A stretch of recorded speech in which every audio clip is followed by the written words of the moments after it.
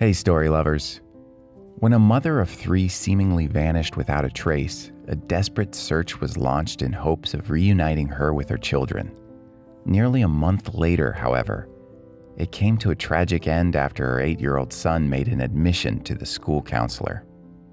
Rebecca Hoover, a 38-year-old New Albany, Indiana mother of 3, was reported missing when she seemingly vanished without a trace.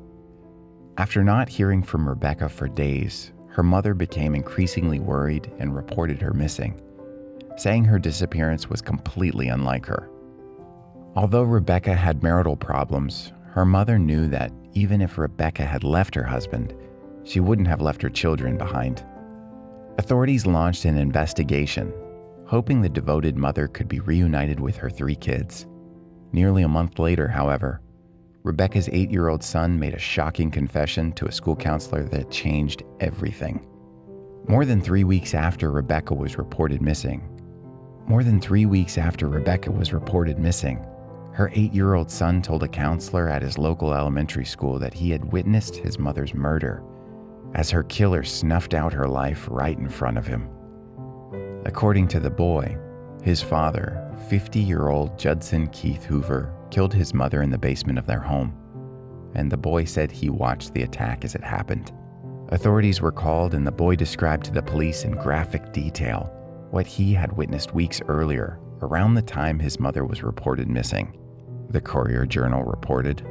According to the boy, he saw his father stomp his mother's head 20 times wearing black boots, while she was lying on the ground next to a black refrigerator in the basement, the probable cause affidavit said. The child also observed Judson Hoover punch Rebecca Hoover in the stomach with a set of keys in his hands, but she was unresponsive and did not move, the affidavit continued, adding, the child observed blood coming from Rebecca Hoover's head and left ear. After hearing the disturbing details, police approached Judson Hoover at the school when he arrived to pick up his children. Detectives were given permission to search the Hoovers' property, where investigators found what appeared to be blood splatter at the bottom of the basement stairs. After receiving a tip from Rebecca's mother, authorities obtained a search warrant for a storage unit in New Albany. They reviewed security footage, which showed Judson Hoover moving what appeared to be a body into the unit. Judson Hoover was also seen on the security footage removing a 55-gallon container from the unit 3.5 weeks after he was interviewed by detectives.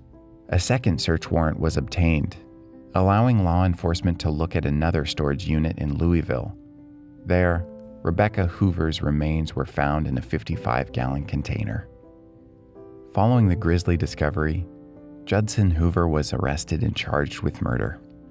When initially confronted with the revelation that Rebecca's body had been found, Judson alleged that Rebecca attacked him with a pipe first, and he retaliated, according to the Mirror. However, photos of Judson at the time of his arrest showed no signs of injuries inflicted by such a weapon.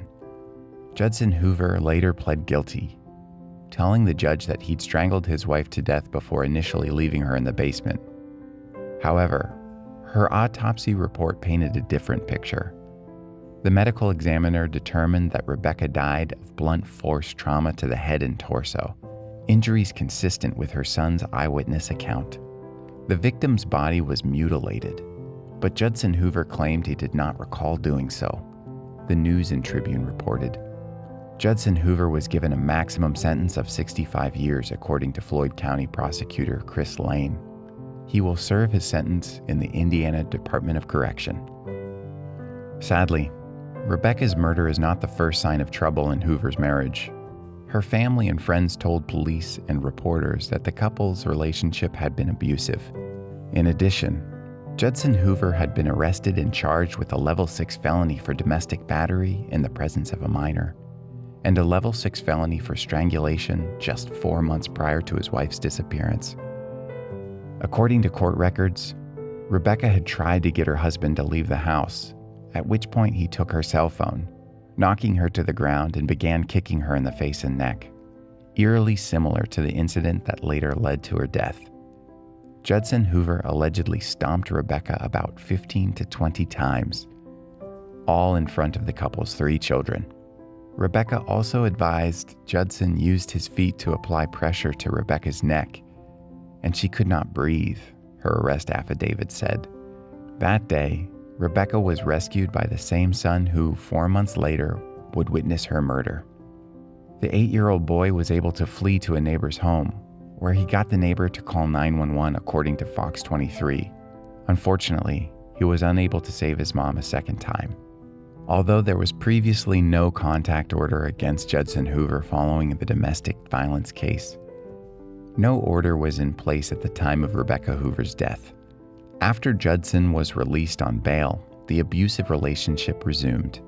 Hopefully, Rebecca's tragic death can serve a purpose. Judson Hoover had a history of domestic violence. This case is a brutal reminder of how domestic violence in the home can lead to tragedy, Prosecutor Lane explained. The strong sentence in this case is justified for the violent manner in which Miss Hoover was taken from her family and her children, and the attempts by the perpetrator to cover up his crime. We couldn't agree more with the prosecutor's sentiments, and we can only hope Rebecca Hoover's story motivates others who are in abusive situations to seek help and get away from their abuser before it's too late. If you or someone you love needs help, please call the National Domestic Violence Hotline at 1-800-799-SAFE.